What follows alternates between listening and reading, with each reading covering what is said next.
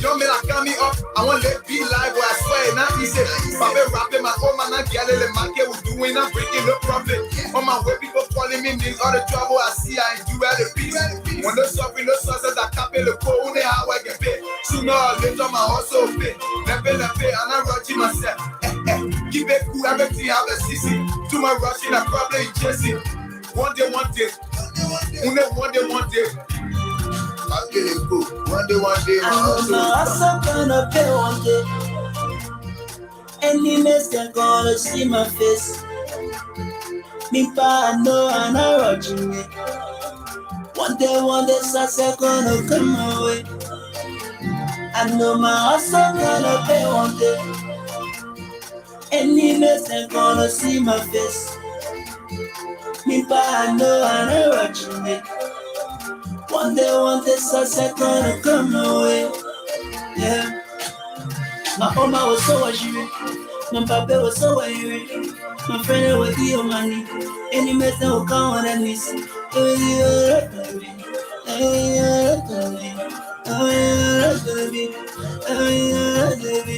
I'm my way. I'm my way.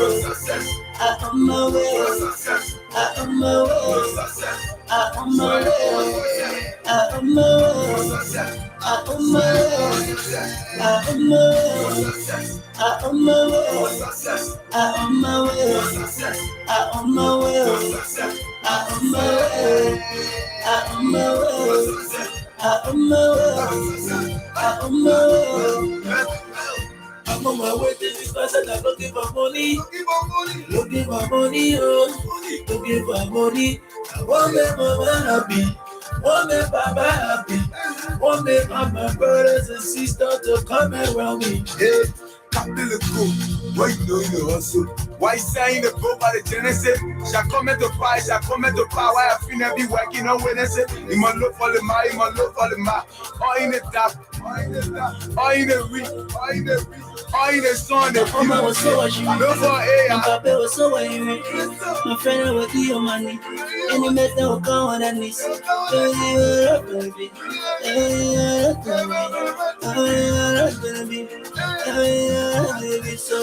I'm my way. I'm my way. I'm my way.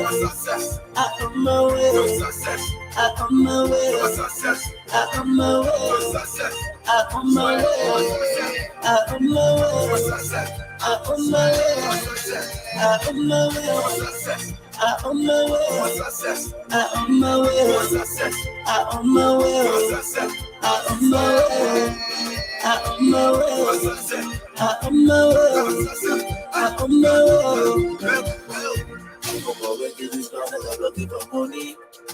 Looking for money.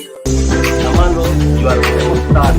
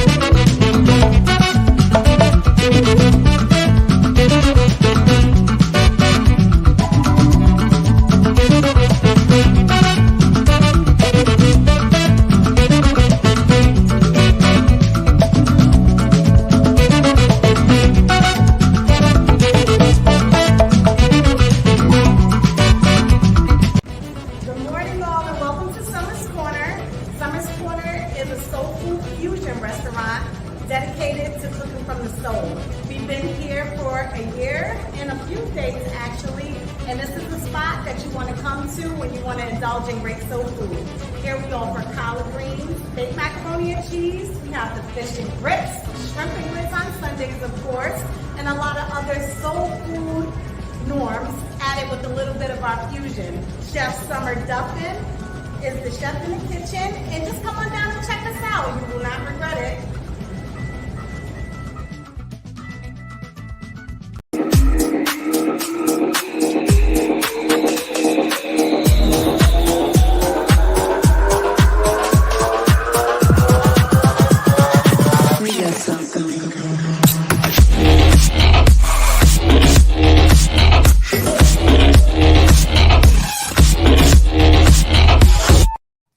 Morning, and welcome to Attorney Commander J.R. Glapohkpa Chesson talk show.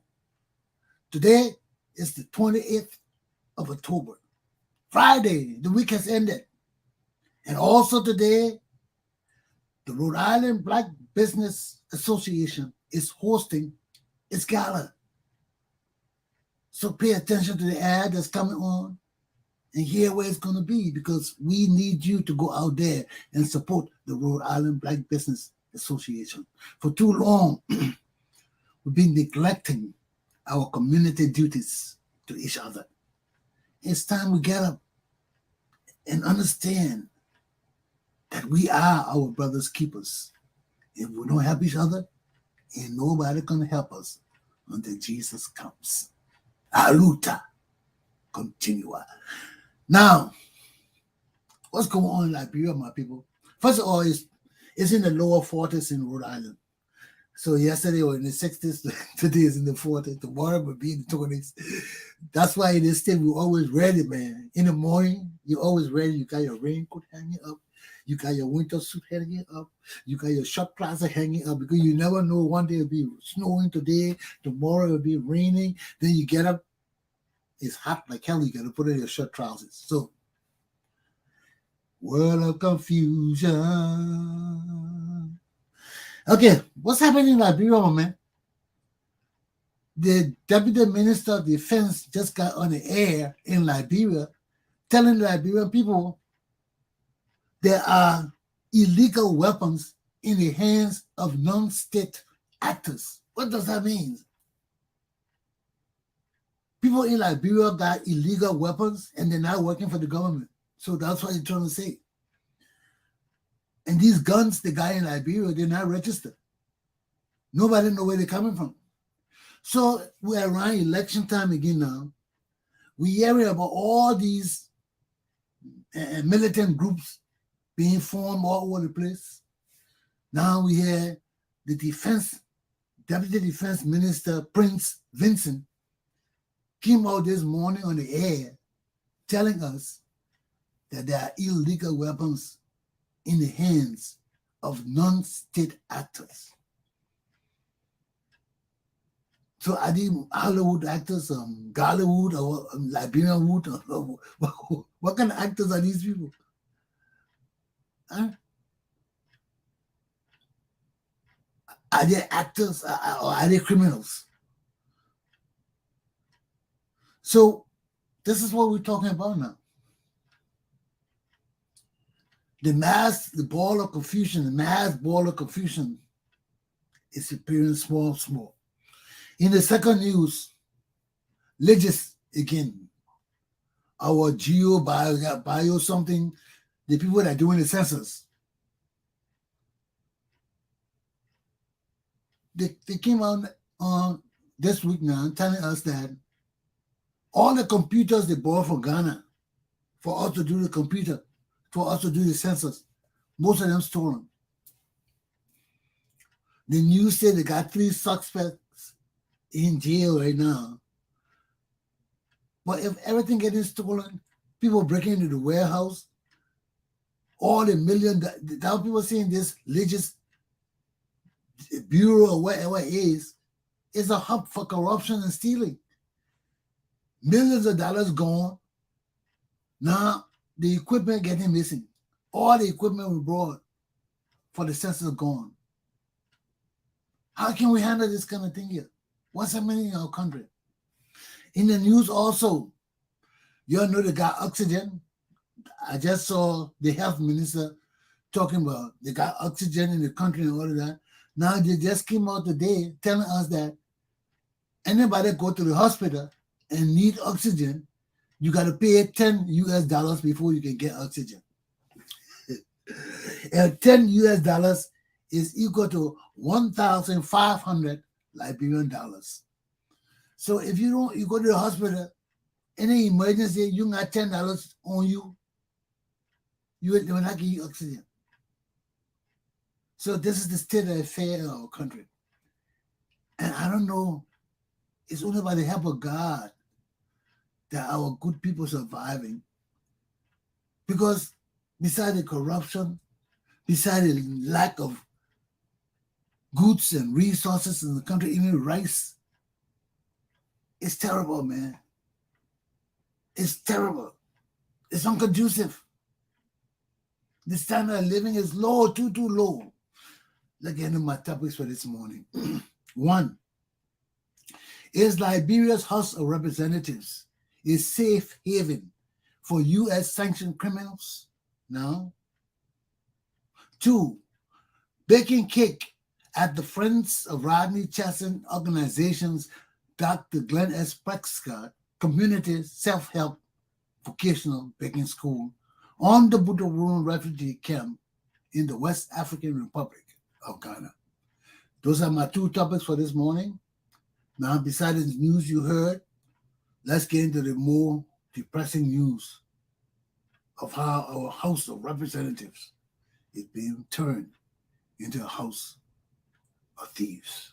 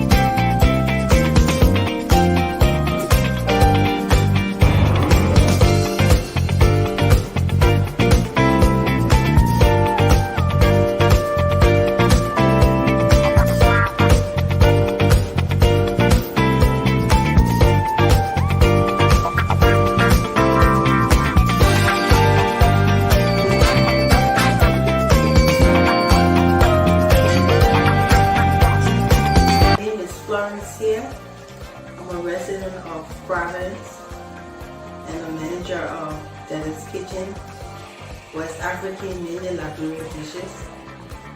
How long has this business been in operation? We've been in business for about 5 years now.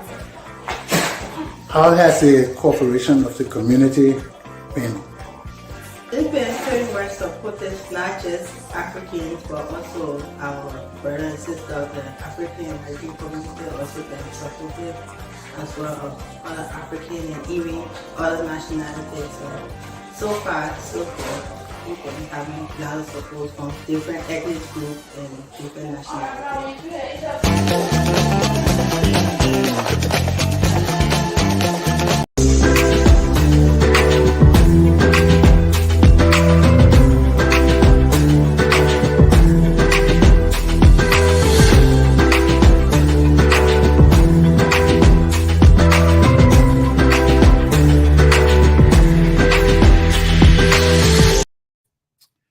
So, I know most of you are wondering why I've switched from Chesson Worldwide Communication to Lucky X. Because there are other members of my family that are involved in broadcasting and media and world affairs. So I just don't feel it's fair that I take up the family name when I always have my own name, Lucky X. Lucky X has been my name from time immemorial. when I used to play basketball, that was my name, Lucky X Chesson. And when I can imagine when I used to be flying up in the air to get that ball, my face all mean, my hands all spread because I come to get that ball, and everybody got to get out of my way. And I would hear the crowd in the back yelling, Lucky X, Lucky X, Lucky X, Lucky X, Lucky X. So that brings back nostalgia of those days when Lucky X is the ring. That was a name I developed myself because of the odds I confronted and overcame. Only a Lucky X could do that. So I'm still fighting the challenges of this world in every aspect of human dimensional challenge. And the Lucky X got to keep ringing. Lucky X, Lucky X, Lucky X. Because that name brought me good luck, brought me cheers and joy. So let's go back to the Lucky X. And I hope you all like my presentation of the Lucky X. So it's nothing personal. It's just that I got to move on. And my father got many children, so I don't want to come and monopolize the Chesson name when I can move into my own direction and be my own man, as I've been my whole life. So the name that this, it doesn't matter to me. It never helped me down. It never slowed me down. But there are times when I got to move into my own era of who and what I want to be. So I hope you understand that. And let's get into my topic for today. Is Liberia's House of Representatives a safe haven for U.S. sanctioned criminals now? How many we got in the House now? We got Rodney Sherman, we got Prince Johnson. And who the third person? Rodney Sherman, Prince Johnson, and I think that the only two right there now, right? So if this other man joined him, what's his name, McGill, we could have 3 sanctioned people in the House with all the war laws in there, all our economic criminals in there.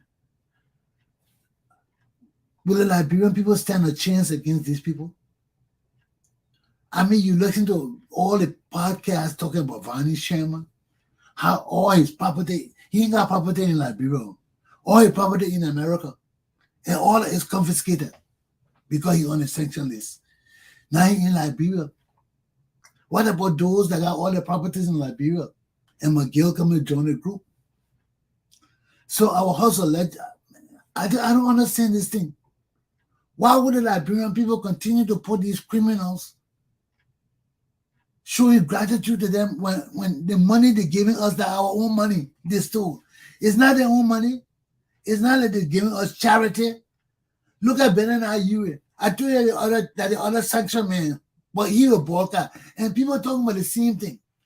You know, we don't understand our people, man. All these people sanction our leaders to be hanging out with all these people. These people are condemned criminals of the world.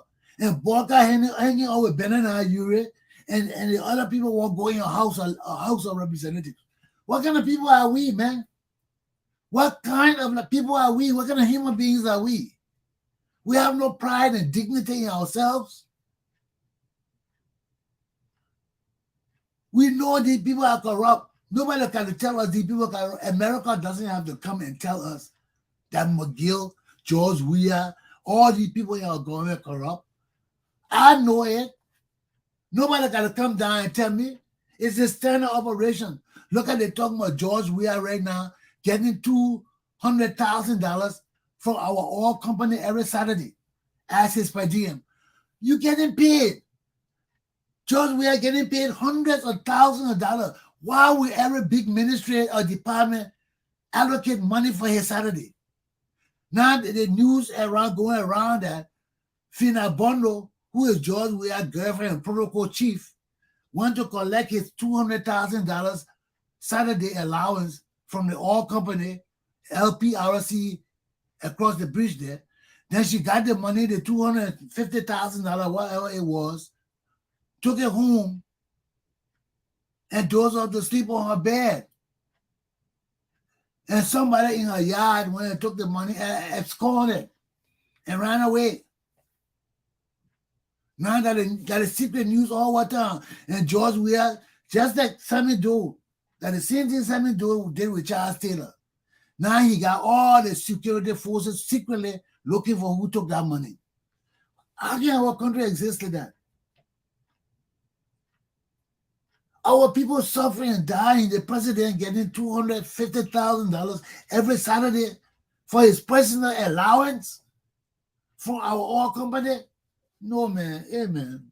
And Ellen Johnson said he was doing the same thing. That other criminal witch was doing the same thing.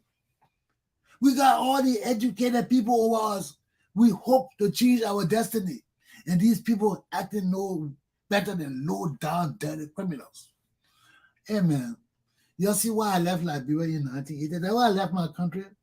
Because I wasn't into that kind of thing, man. Blatant stealing and that. I wasn't raised up like that. I was raised to love my country, man. I remember one day, I think I told you the same story before when I was director at the ID card division at the Ministry of Finance. There was this tax collector.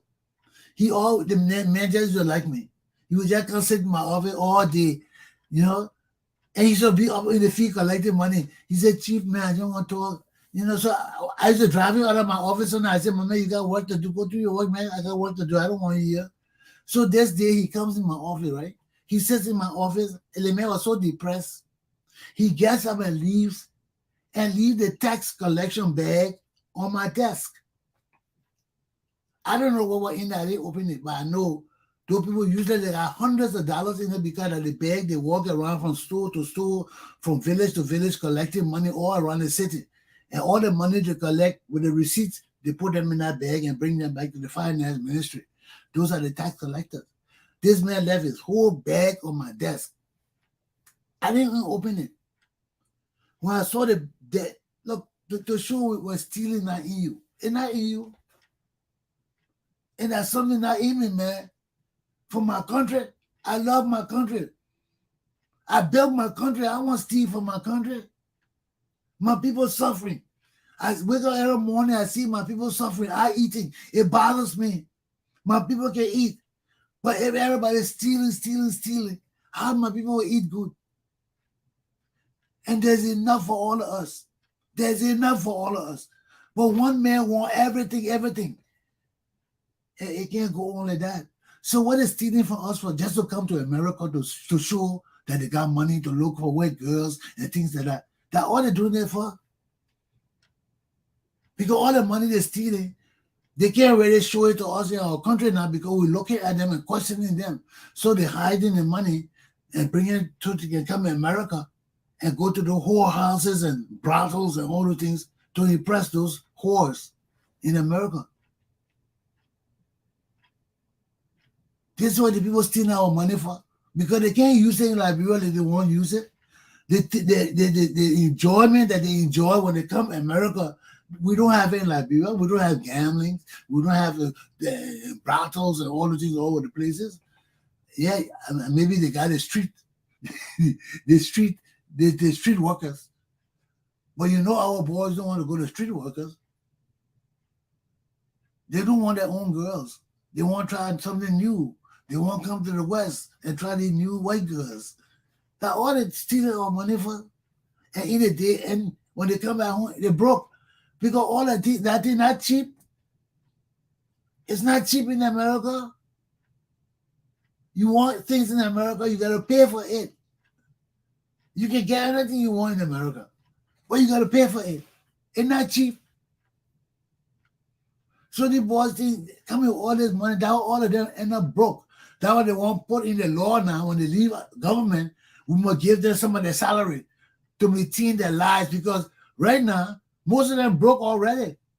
with all the girlfriend. Listen to the other man who had his girlfriend, the girl that came on and was telling us how the man was just lavishing her with $700, $800, $2,000, $3,000 and all the kind of things. When she got pregnant, he gave her $12,000, $13,000, $14,000. Those things can last. That's not your own money. That's why they got to stay in position to get money, because they don't know how to save money. If they save money, we'll go after it and take it from them. So they use everything. While our people suffering, man. Now this other criminal, the people from Bunker, they talking about how he was so nice to them, how he spent his money on them, and they won't put him in the Senate. So we can have 3 sanctioned people. We're going to have a handful of war lords and war criminals. We're going to have a handful of economic rogues. All of them are making laws for us.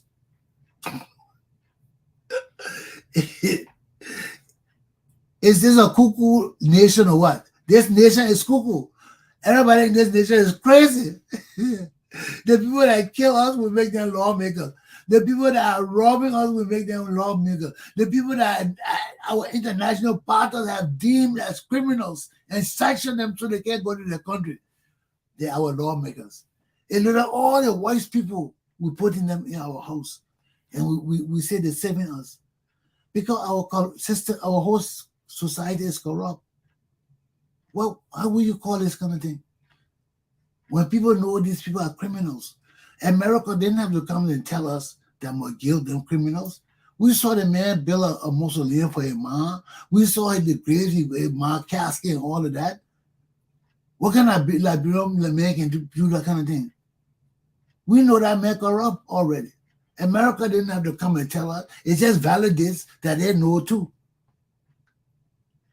And yet the same man, our people want to make senator again. So, I mean, we can talk all day. We can yell all day. If our society is corrupt, if our society is low down, full of criminals, if our society, even the educated people are rogues. They have no love for our country. They come there to reap what they can reap and get out. And this can't go on. Ellen Jones said need to be in jail. She's a criminal.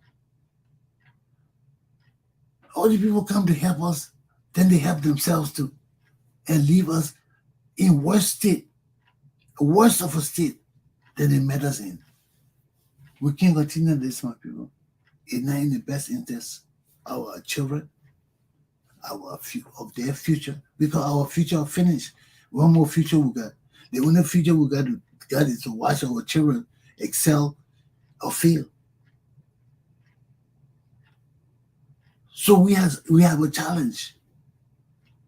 All of this is for our posterity, so that our nation thrives, and go on to grow and achieve what we want to achieve in our society.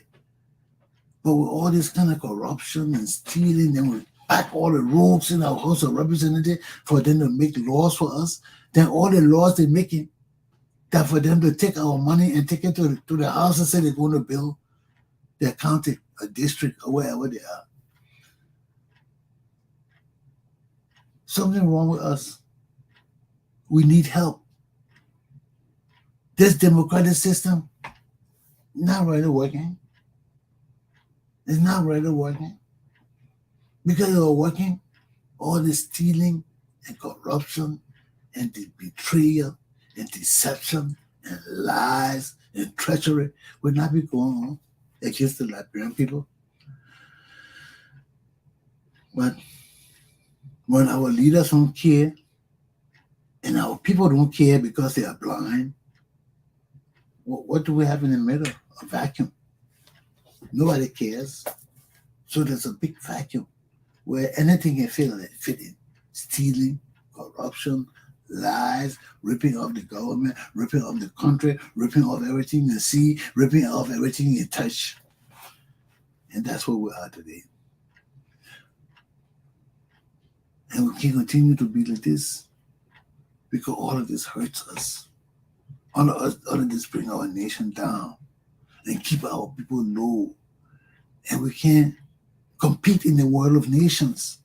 Right now, like we can't compete in anything. We can't compete in sports. We can't compete in books. We can't compete in knowledge. We can't compete in wisdom. We've lost everything. So who are we? We just existing every day. Just a group of people just eat nothing but rice and just go sleep. And poo-poo. Eat, sleep, and poo-poo. Just a bunch of people just want rice. We are rice monsters.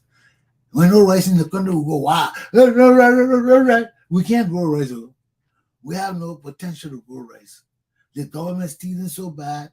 Our people can't even pressure the government to do good for ourselves. Everything we're praising the criminals, our relatives, we want to grow so they can give us $5 a year, $20 a year, $10 a year, $10 a year, $5 a year, $5. It's not happening in our country. They're killing us. Bad way, man. Bad way. But until we come to our senses, maybe we haven't suffered enough. Maybe we haven't died enough. Maybe we haven't lost enough. And we got to go through all of that to get the true meaning, understanding of our status quo in this society and world today. So that's my first topic for this morning, man. If we keep putting all the criminals and all the useless people with education, wearing tie and coat looking dignified, but under the skin they're nothing but low down dirty criminals. And we're putting them over us. How will our nation thrive? How will our nation grow? What hopes are there for our young children when these people are depleting all the money? Look at all the schools in Liberia. To go to a good school, you got to pay money because all our officials own schools. These people just chipping for us every kind of way, man. They stealing our government, then they're stealing our society. All the money they're stealing, they're building schools. Then we got to go to school to pay their money again. You got money, you can't enter the school. When will Jesus save us, man?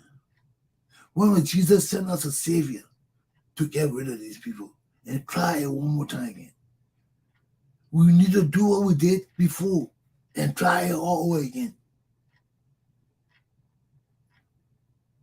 Empower somebody, Jesus. Empower them. Let them do what happened before and let us start all over again and do it better. But as it is, our country overrun by rogues and criminals and bandits and lowlives and jigaboos and bookaloos and give me a break. Okay, let me take a break. I'll be back so we'll continue.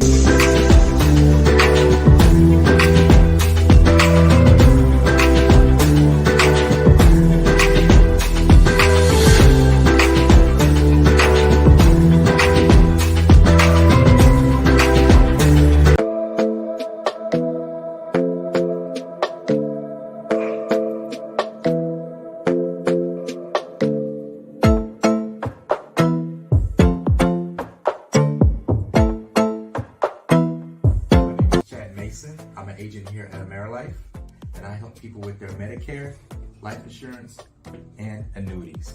If you ever need anything, please give me a call. My number is 434-426-9493. And we're located in Cranston, Rhode Island.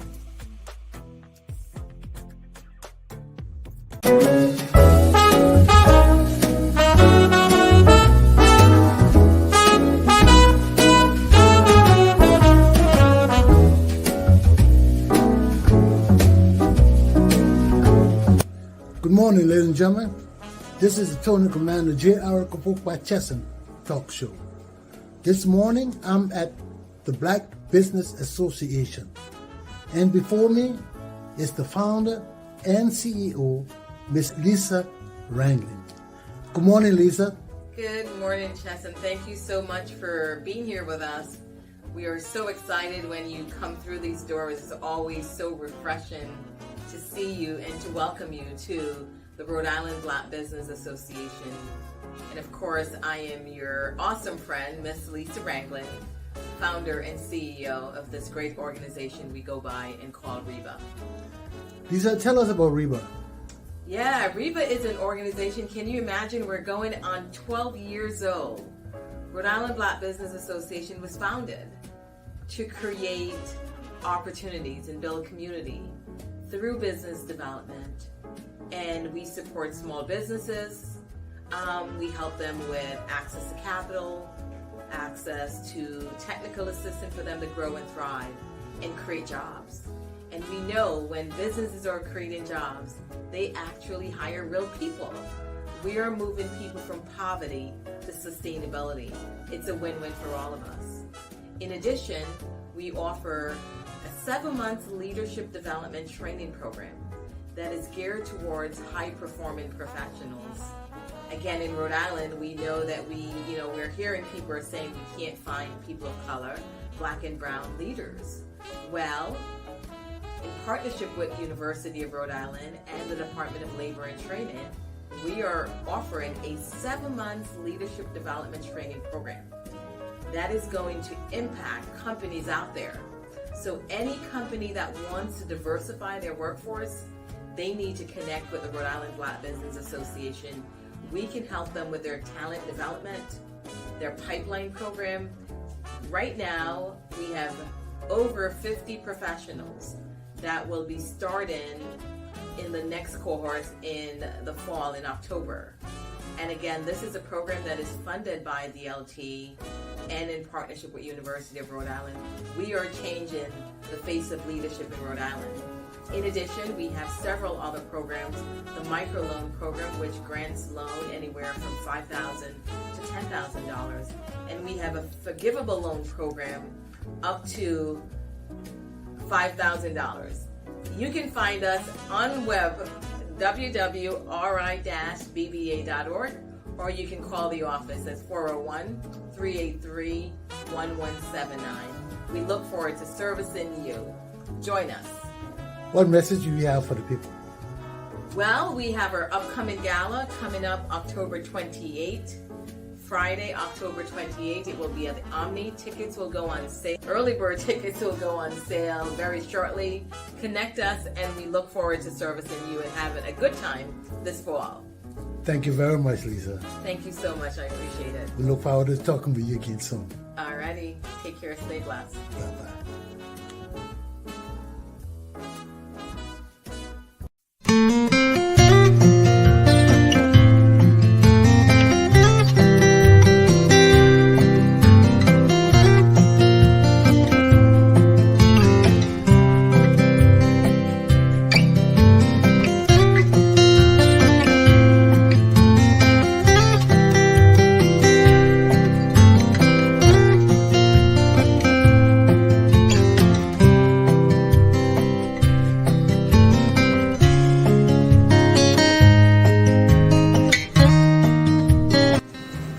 Good morning, ladies and gentlemen, and welcome to Attorney Commander J.R. Glapohkpa Chesson talk show. Today, I'm at Kebe's African restaurant on the other side of Providence. And she is right here. Please introduce yourself. My name is Kebe McCann. Now, Kebe has been here for a while, and this is one of our Liberian restaurants. So, Kebe, tell us how long you've been in this spot and why you decided to get into business. I've been in this spot for 14 years now. I decided to open this restaurant because of helping people, going out and feeding the homeless, and we need a place where the food be cooked. And I opened this restaurant. Since then, I'm still at the same place, 850 Admiral Street. So how has the community responded to your effort? Well, the community has responded greatly to my efforts. I do successful feed the homeless, and people have embraced the business, and it led me to move forward to Liberia to open an orphanage for children in Liberia. Wow, you have an All orphanage? from this restaurant. You're kidding me. And because of the customer has been very nice to me and loyal to me, I was able to go to Liberia 3 weeks ago and open an orphanage in my late mother's name, Eugenia Bright. Wow. Where is the orphanage? In New Georgia, New Georgia. Liberia. Wow.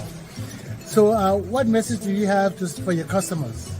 Well, my customers are very loyal to me, and they are very faithful. They always help me when we're doing the backpack giveaway for children every year, which will soon be coming down end of the month. And then we give the food away, the turkey and chicken in November. And because of the customer, all the tips they leave and all the encouragement help me to promote this business and do what I'm doing moving forward. So I love my customers, I love my neighbors, and I love everybody in general. We thank you very much for your efforts. Thank you, and God bless you too. Thank you too. Let the people see the delicious food you're fixing here. Okay, go ahead. Okay, thank you.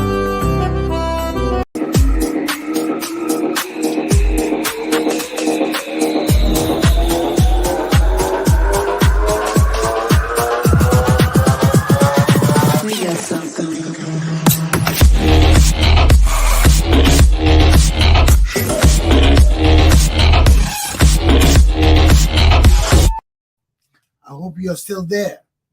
So, talking about my people on the Buduburam refugee camp, the friends of Rodney Chesson, and their amazing Dr. Glenn S. Prescod, Community Self-Help Vocational Baking School.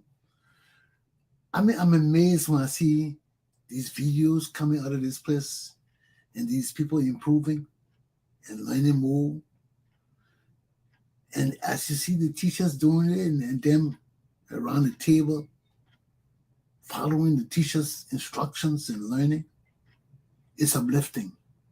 It's uplifting. And I'm thankful every day that God bless me to be a catalyst for all of this.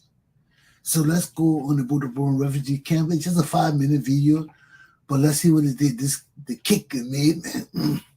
These marble cakes and different kind of cakes. Let's check it out and see what our people doing over there. First of all, let me move these. Let me move this banner at the bottom here so we can get a full view of everything.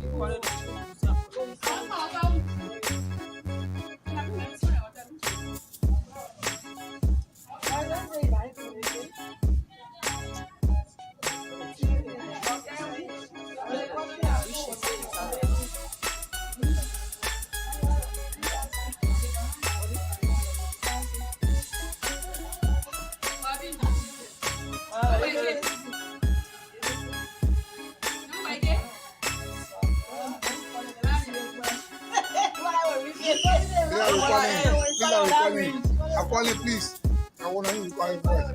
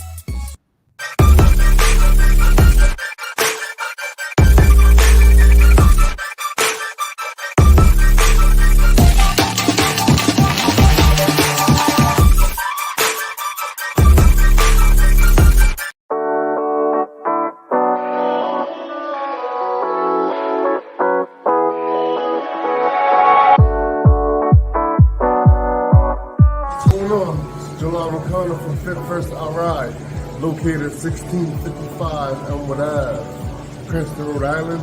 We take care of all your personal training needs. We have 7 trainers here, including 2 boxing trainers. So whatever your goals, we can help you out. Come through, hit us up 401-588-9517. We are Fit First RI on Instagram and all social media platforms.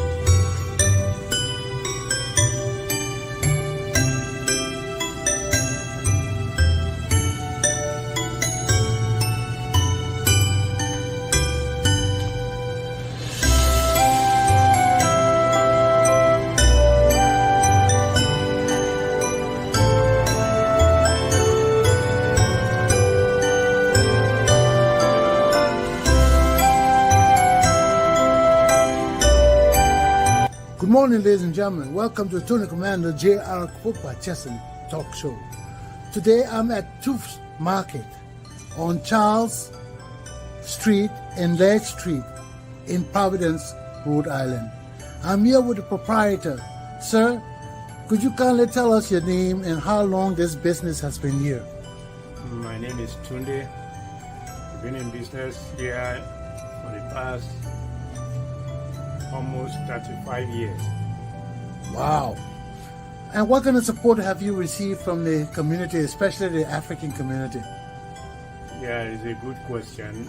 The community have been supporting us, been patronizing us. Basically, if you come here, you want to get the best of Africa, this is the right place to come. Choose Market, 611 Shah Street, Providence, Rhode Island.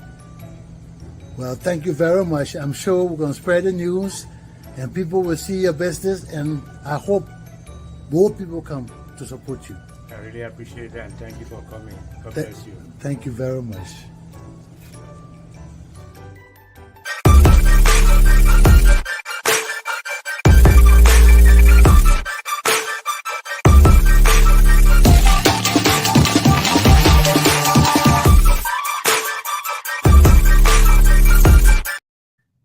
Well, ladies and gentlemen, this is the end of the week, and this is the end of my show. I hope you enjoyed my show, and I hope you paid attention to the message that I tried to convey unto you today. Take heed and govern yourselves accordingly. Attorney Commander J.R. Glapohkpa Chesson talk show is done, and I'm out of here. Have a good day. See you tomorrow from somewhere in the United States of America.